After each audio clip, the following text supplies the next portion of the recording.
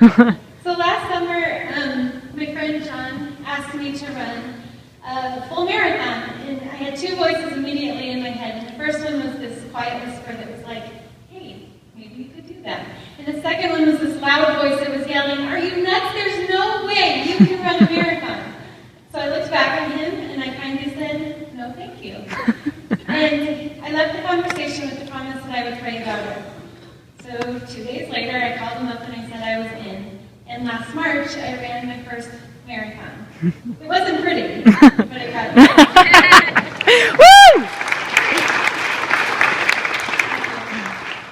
So you might be thinking right now that there's no way you can run a marathon. You might be thinking you just don't want to run a marathon.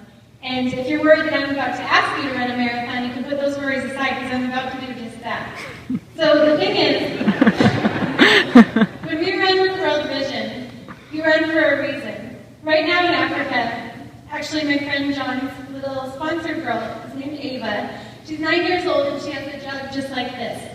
She takes her jerry can and she walks 6 miles and she fills it up with dirty water and brings it back to her family. She carries this 40-pound jug on her back every day, and the water might make her parents sick and they might miss work. Her brothers and sisters might miss school. Ava doesn't go to school because she does that walk 3 times a day. Ava walks 18 miles a day for dirty water. So with running with World Vision, we can change that.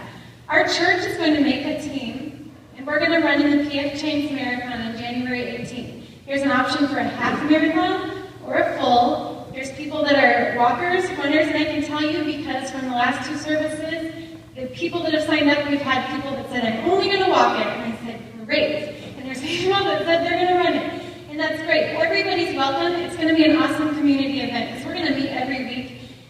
When you're running, you don't have a cell phone. You have friends to talk to. And it's time that you get with friends, and it builds such fun relationships. So if you have that little voice in your head that's saying, hey, maybe you could do this. This might be awesome. I want you to meet me at the table out back. There's an orange tablecloth right after service. We're going to have an info session. Get you all signed up before people tell you you're crazy and you can't do this. Listen to that voice and know that God is so much bigger than the fear. Meet us out back. We'll sign up. It's going to be a great time. Amen.